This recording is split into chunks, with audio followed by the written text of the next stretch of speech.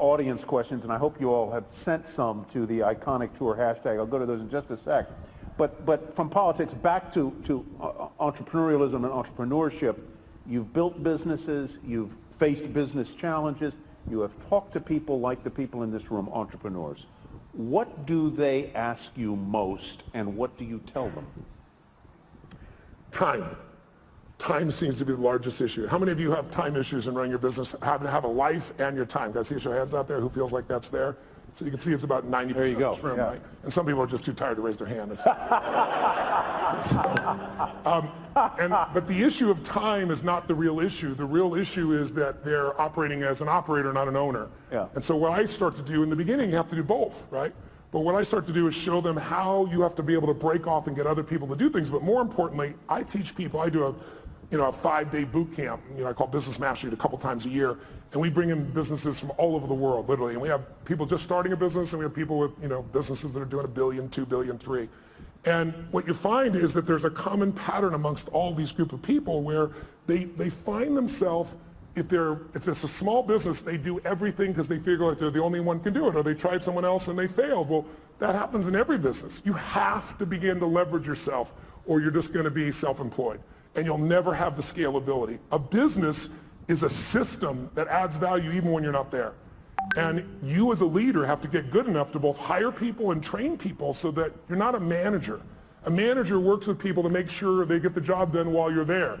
But if you have to be there, could I run 33 companies? I mean, every 4 days I'm on a plane, train, helicopter on stage somewhere on average in a year, and I got 33 companies. There's 12 I manage directly, but I couldn't do that by management. I do it by leadership. I build leaders who can make their own decisions. I hire people that are the best of the best. Now in the beginning, that's hard because you have no money, right? So you hire the best, it's called you, and you pay them nothing, right? And then now you try to hire other people, and what do? You hire your friends, which is a disaster because they're not as skilled, and you love them, and it's hard to manage them. And then I hired people that were really talented, but they were mean, they didn't share my values. And so eventually you get to that place where you can find the right people. But I think the most important secret for the growth of any business, the question I guess on how to get over the time, and the answer is you got to take 2 hours, 90 minutes a week with your team of 1, 2, 3, 2,000, and you got to meet where you work on the business. And I teach people a format called 7-7, where there's 7 areas of a business that you cannot miss: marketing, sales, optimization, the financials, culture. And I'll make sure that each week you and your team focus on that, not the day-to-day business, but how do we strengthen our marketing, not just for this run, but overall how we build the brand. What do we do to change our sales process? How do we optimize the business? How do we spend no money and grow the business 30% in the next 3 to 6 months? And when you take small markers in the business that are critical and you improve them 5, 10, 15%, but you do 12 of them, you'll grow your business 120, 130%, 140% because there's a compounding impact. You don't just get the improvement you've made. So I try to help businesses to make those changes so you have time to think and be strategic.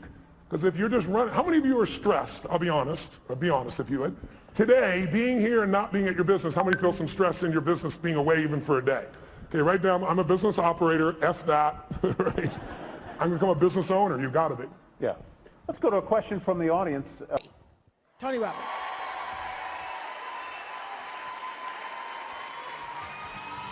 How y'all doing? Hi there. Wow. Nice to see you all. Yes, thank you very much. Please have a seat. How y'all doing? Listen, it's a privilege to be here. My goodness, you don't get this much estrogen anywhere in your life except with Oprah, right? Have you had a beautiful time today? Yes, good. Let's have a hand for all the speakers. I didn't get to hear them all, but I know them. Gary Zukoff, give them a hand for all of them. Pastor.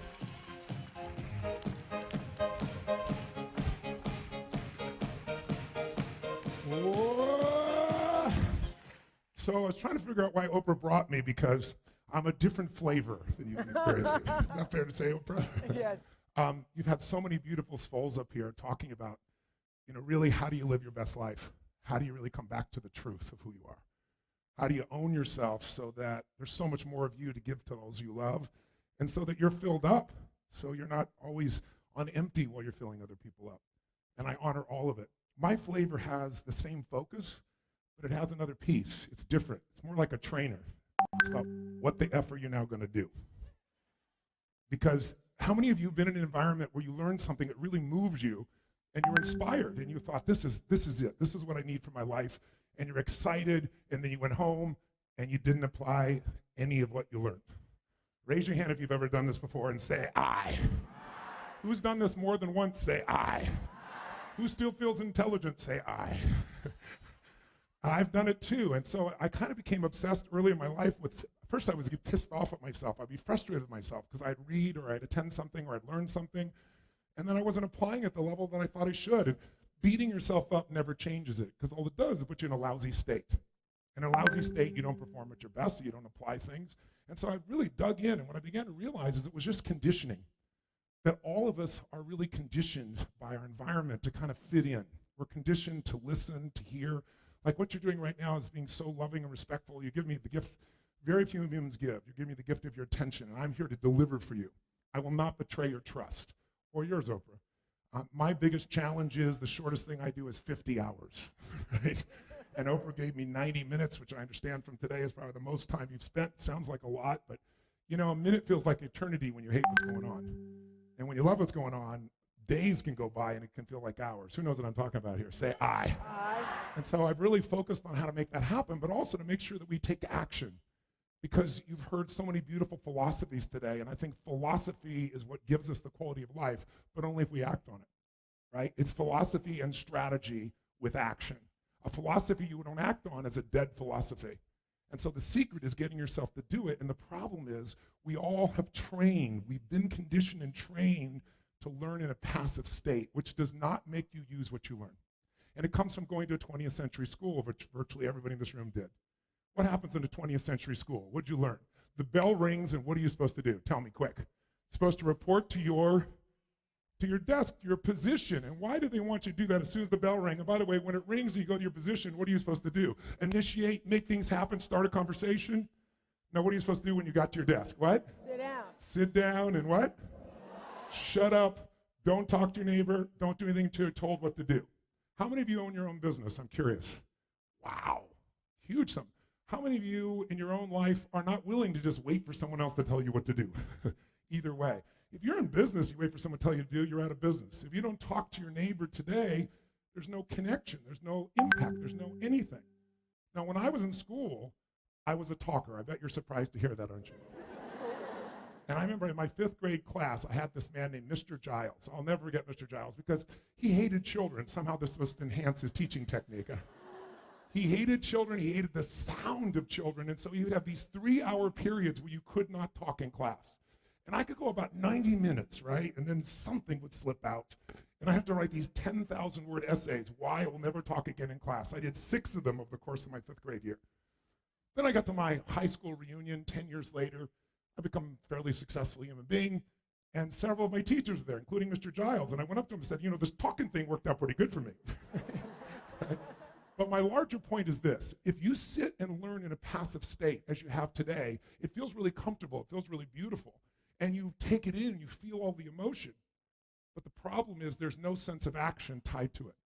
So if you're sitting here right now, and let's say we're talking, you're like, this makes sense, or yeah, I want to apply this, or this, I think this would make a difference in my relationship, or damn, he has big teeth, whatever you're thinking right now while you're watching me, right? But if you're sitting here and you're in a great state, but you're learning like this, you might go, that's really important, I'm going to do that. I really am. And later on, your brain will go, I need to do that, I really do. And there's not enough to push you over the edge. How many follow what I'm talking about here? Say I. Aye. So I'm going to ask you a couple things. One, you're already doing it. If I ask you a question, please yell out the answer. It's not so we have a revival session, because I don't really believe in positive thinking. I never have. Oprah knows that. I believe in the truth. I believe in intelligence. I don't think you should go to your garden and say, there's no weeds, there's no weeds, there's no weeds, and chant a bunch of affirmations. I believe you got to find the weed and pull it out. That's being pragmatic. That's practical. That's real. And you're going to feel better when you're taking the right actions. Or you can feel better by thinking nice thoughts, but then you'll go back and your life still won't respect the results. So my flavor is about results. My flavor is not about just discussion. And so it might feel a little bit jolting to you because I've watched some of the talks and you're so laid back and so enjoyable. But if you're willing to try on the flavor, you might find there's a skill set there that you might find useful in your life. Who's open to it? Say ah. Aye. Then if we yell back the answers, the other value is research shows if you sit and listen passively and 30 days you'll remember 10% of what I said, which means I wasted your time, I wasted mine. I don't want to waste your time or mine, and you don't want to waste yours. I came here with a heart of saying, I don't come here to give a talk. I come here to make sure you have the chance, if you want to change your life today without any exaggeration or hyperbole in that statement. Because what changed, thank you, give her a hand. Let's do it. I like that. Because the only thing that changes our life is not more information. Knowledge is not power. It's potential power. What's more important than knowledge? What's more important than information? Action. That's right. Execution trumps knowledge every day of the week. And lots of us, how many of you in this room already know lots of things you should be doing that would make your life better, but you're not doing it? Raise your hand and say, aye. Aye. So part of that is we've been trained to be passive, and I'd like to see if we could train ourselves to be a bit more active. So the way to do this, to give you an example, might be to say, let's use our bodies in the most active way, not just yelling back and forth, but we also want energy. Because if you really think about it, what gets you to build something, create something, make something happen is energy.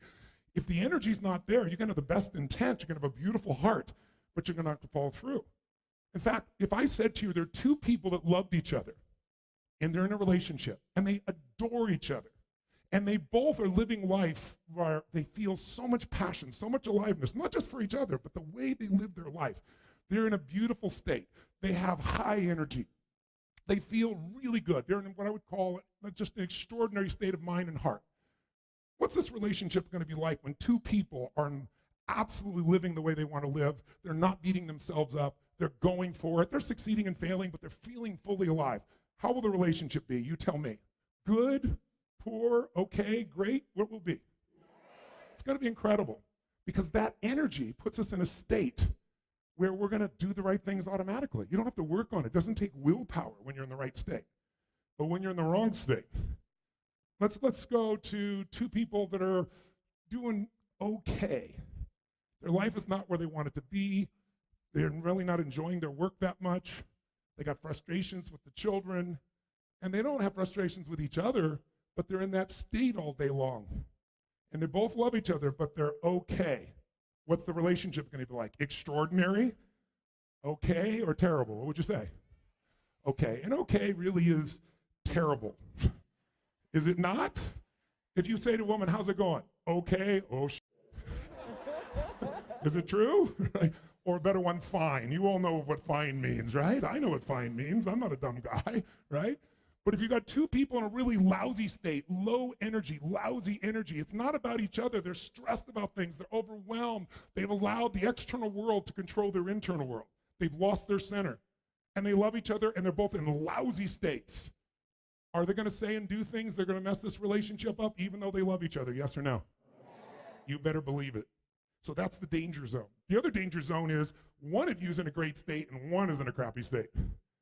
Because when that happens, you work so hard to be in a good state. Why can't they be happy? Who knows what I'm talking about?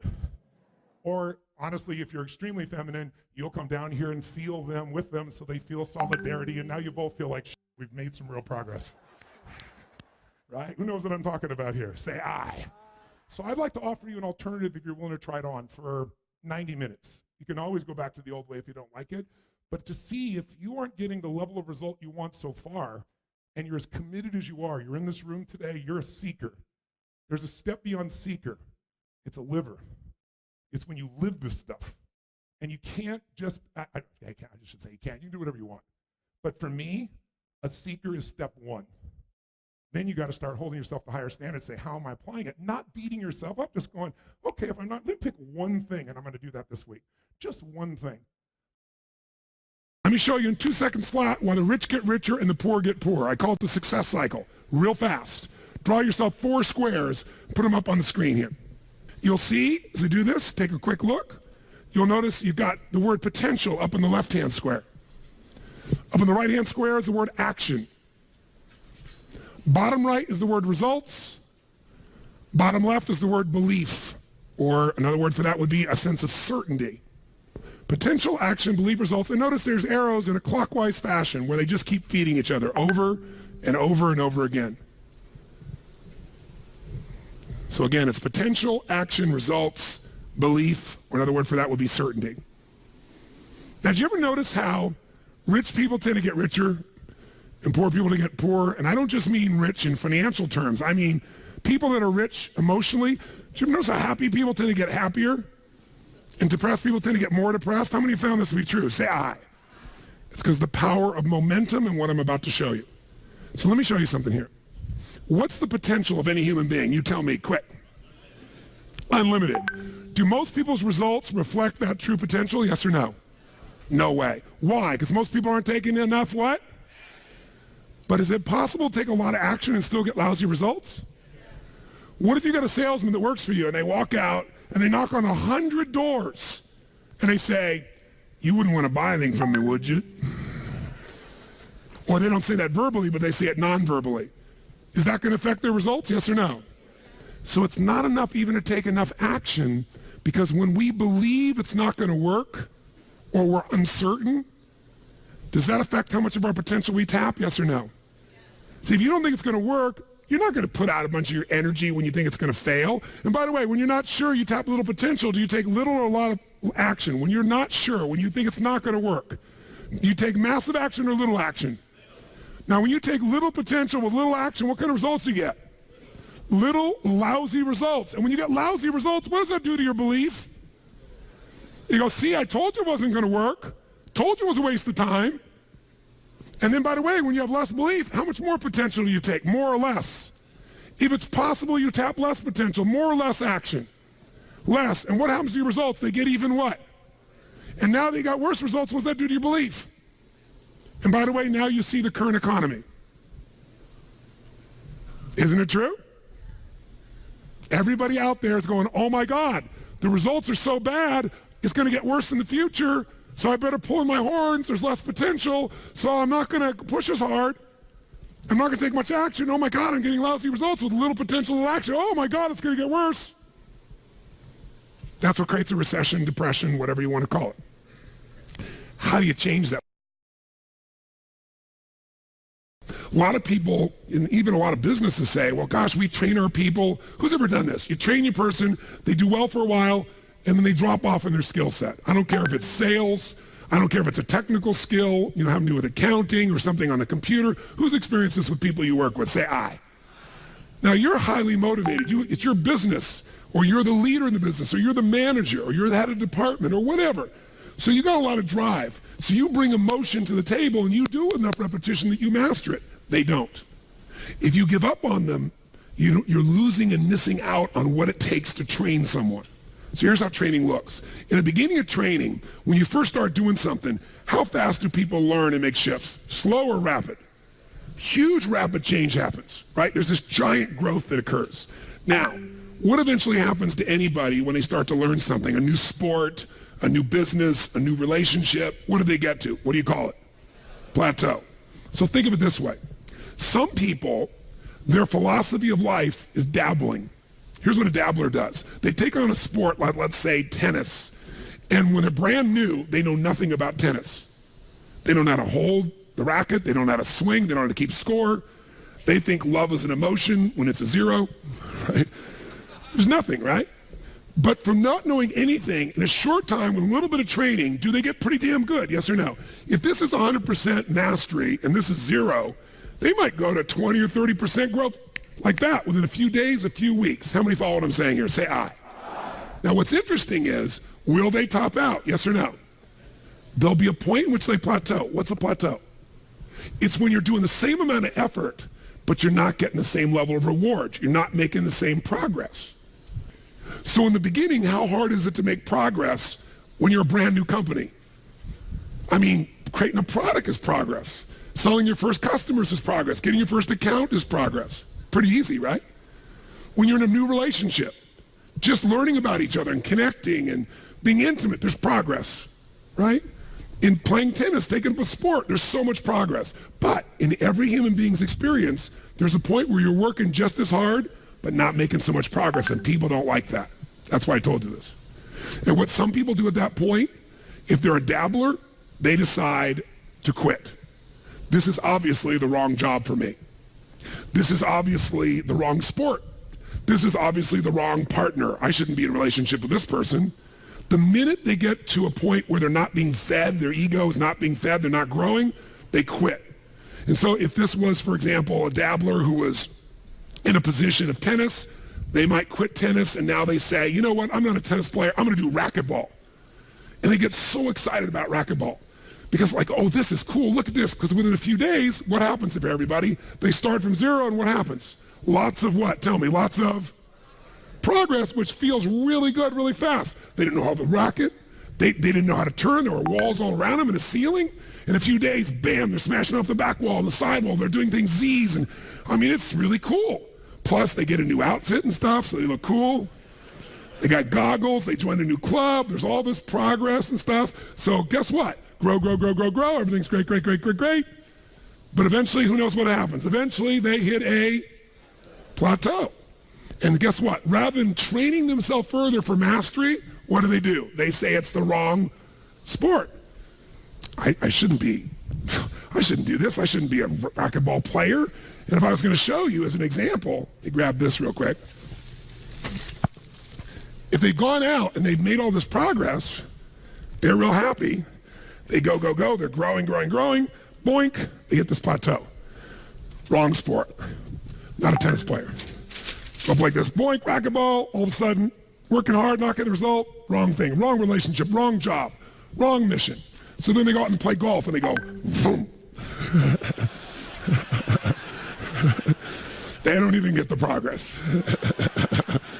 And they go, I didn't need to use the F word that many more times in my life, right? You know, different piece. Now that's what a dabbler does. And by the way, dabblers by their nature are unhappy. Think about this.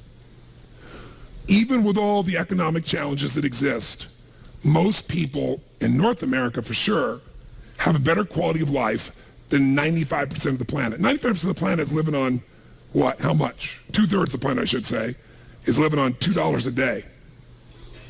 Your worst nightmare is somebody else's greatest dream. Most of the planet's greatest dream. Your idea of economic downfall is somebody's dream. That's the truth. And so what happens, though, is, would you agree we have more choices, more freedoms, more opportunities today than any time in human history, yes or no? Yes. Are most people's happy? Is their happiness tied to the quality of life they really have? Because we're a world now that's shallow. Most people are dabblers. They try something for a while, doesn't work out, they do something else. Now, you wouldn't be in this room for 5 days if you were a dabbler, but how many of you got to deal with some of these dabblers out there? Say aye. Dabblers are the people you want to make sure you keep off your team or get off quickly because they're going to quit anyway. And the time, energy, and effort it takes to train a dabbler is the same energy you could have a platinum player.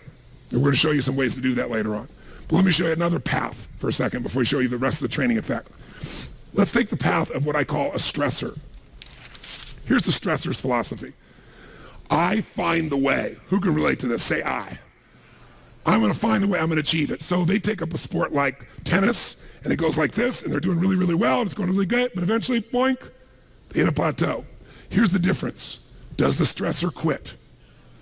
Ever quit? Yes or no? Absolutely not. What does the stressor do when it doesn't work out? What do? Do they settle for it? What if they actually get a little worse for a short time? What happens? They really get stressed and they go, screw this, I'm going to find a way, I'm going to break through, I'm going to learn a book, I'm going to find someone, I'm going to get a coach, I'm going to make this thing happen, I'm going to find a way, I'm going to find whatever it takes to make this thing happen. Poosh! And they break through, ladies and gentlemen. Come on, they break through, ladies and gentlemen. Who knows what I'm talking about here? Say aye. And by the way, they break through and all of a sudden they start making progress and they're so happy, and all of a sudden, guess what happens? Boink. And they go, damn. How the hell, well, how could that happen? I've been working my tail off. I just had this breakthrough. I just worked through this thing. I just fought through it. But by the way, do they hit another plateau? Yes or no? So what happens here? Do they give up? Do they quit? Do they go, it's the wrong sport? What does the stressor do? They stress out. Shit, I'm going to find a way. I'm going to make this thing happen. I got to make this thing. Come on, figure something out. Let's find this thing. I'm going to work hard. I'm going to make more calls. I'm going to make this thing happen. And all of a sudden, eventually, what happens? Poof! Ladies and gentlemen, they break through again. Come on now.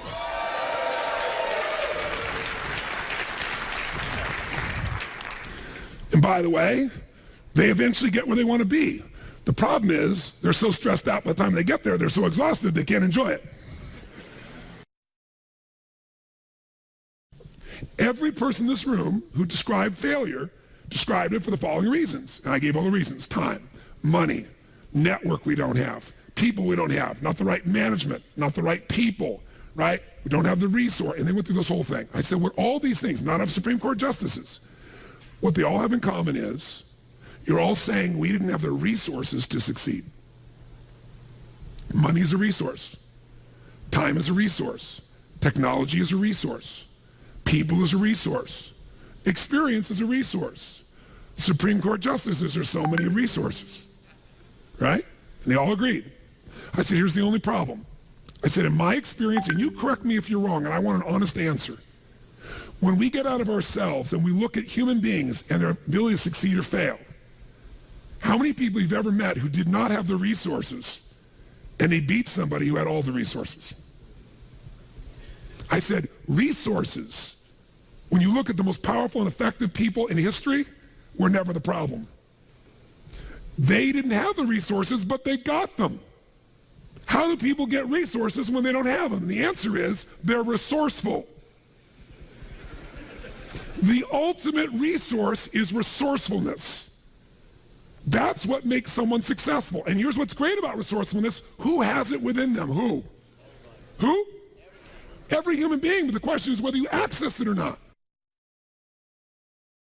Now, strategic innovation is different than just constant, never-ending improvement. Constant, never-ending improvement is a very, very important principle. If you're not constantly improving, you're definitely going to be passed up by your competition. But if you're thinking about strategic innovation, what it really means to me is rewriting the rules for competition within an industry, within an area. When you change how people compete, when you change the rules, you take over that industry. You shift completely the game. So in my industry, the vast majority of people spoke and still do for 1 to 3 hours, which many of you yesterday wish I was one of those people.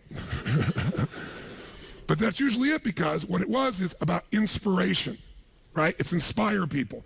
And what happened for me is 90% of them are an hour or 90 minutes. And I was like, it's wonderful. That's a useful tool. But, inspiration is like motivation. Motivation's nice, and it's like a bath.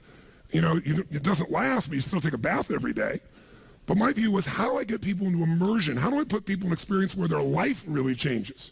And so I changed the game, and people never even considered saying, we're going to do 3 or 4 days and nights where you're going to go 50 hours. No one will sit there. They won't sit for a 3-hour movie that someone spent $200 million on. But I changed the game. I changed the rules, because once people got the result, even if in the beginning it was tough on them, by the end, the level of transparency was so huge, it changed the rules, it changed the game, it changed the size, it gave me a brand, it let me dominate an industry. Because when people walk up to me throughout my life, the number one phrase, you can see me anywhere in the world, a dozen times a day, not in a seminar, I mean just walking around, is, oh my God, Tony Robbins, you changed my life. It's like, I always say, you changed, but thanks for the credit, and I'm glad I helped. But they'll say that like clockwork, every single time. That's different than I like your product. That's different than I enjoyed your seminar. You changed my life. That changes the rules for competition. That created a different way of competing. Now, I didn't do it to compete. I did it because my passion was I love people, and I don't want them just to be inspired for the moment. I want to make sure they really have the tools, the skills, the ability, the shift that creates a lasting change in their life. And I wouldn't settle for anything less. So you don't have to do it to compete. You strategically innovate because you're obsessed with meeting the needs of your clients. Is it the single most important skill in life? We hate the word selling, so I'll give you a word that it really is, that doesn't have the negative connotation. It's the word that all leaders have. What would that word be? Influence. What changes companies is leaders. The only way to change a company is leadership. If I want to change a company that I own and I want to make a shift in that company, the number one thing I'm going to do is shifting leadership. That might be taking leaders to a different level. That might bring new leaders in. That might be new leaders of new voices, with new perspectives, with new skill sets, new directions. But we need to take things to another level. Leaders solve problems, and leaders maximize resources. If you're going to solve problems, you can't do it yourself. It would have already been solved. You have to get others to help you to do it. That requires influence. True? If you're going to get people to maximize resources, that requires influence. If you're going to get people to partner with you, provide you resources, capital, suppliers, anything, that requires influence. If you're going to have an impact on your kids or your community or the world, that requires influence. There is no more important skill of leadership than influence. And yet most of us think of it like selling, and as a result, we don't master influence. So I'm not here today to try and get you to become a master of influence in 45 minutes or so am I chatting with you here because we have so many of the speakers. This is the area of life I am most focused on. Because I know that if you can't influence, you can't lead. But if you can influence powerfully, intelligently, with integrity, there's no limit to whatever you can envision and what you can make real. And if your influence becomes not just you as the influence, but you're able to influence systems, people, company, culture. If you can turn other people into influencers, now whatever you vision about can be made into a reality. And so as a skill of influence, we got to ask ourselves, how many agree leaders are what change companies? Raise your hand if you agree with that. Say aye. And leaders' number one skill is influence. If you agree, say aye. But then the question becomes, how do you influence? If I can be part of what helps you, but you do the major work or you make the final thing, you're going to own it more. So what I would do with people is I'd say, simple, here's your problem. I want you to write down what the problem is and describe it in 2 sentences max. This is your memo. 2 sentences, crystal clear that anybody will understand it. If you have to write more than 2 sentences, you have to tell them a paragraph, the question doesn't work. It has to be maximum of 2 sentences, ideally 1, so crystal clear anybody can understand it. That's number 1. So you write that down. You write down, define the problem with precision. Describe the problem or the request. And sometimes it's not a problem, sometimes it's a request. Can we turn the air conditioning up? Can we turn it down? Can we have lunch at whatever time? Can we do this? Can we do that? Whatever the request may be. So you write it down. Then the second thing I have them do is describe 3 solutions to their request or problems. 3, and I use keywords, 3 cost-effective, intelligent, viable solutions. Might be viable, time viable, resource viable, whatever the case may be, viability. So what are 3 intelligent, practical, viable solutions that you believe we can implement, to solve this or to meet this need? By the way, why do I have them come up with 3? Someone tell me why. 1 choice is no choice. 2 choices is a dilemma. Until you have 3 choices, you're not at choice. That's my rule in life. You may not like all the choices. Whenever you think you have 1 choice is no choice. If you got 2, you're in a dilemma. There's always at least 3 choices. Plus, I'm making that person become a problem solver. If I solve the problem, they'll just have a new problem for me to solve. But if I can teach them to be a problem solver, the game changes. How many follow? Now, sometimes this is less efficient, but with a mass audience, it was very efficient. And then they turn that in, and then I then have a choice. I can now respond back by saying, circle, I accept your request, or I think solve the problem, we'll do it with your number 1. Or I could modify it, I'm willing to do that, but I think we need to do this and this is the way to do it. Or I could reject it and tell them why. And then we'd have this communication. It was very efficient. This is very different than, tell me what you think we should do in a suggestion box. So now, tell us your question and then tell us at least 3 answers.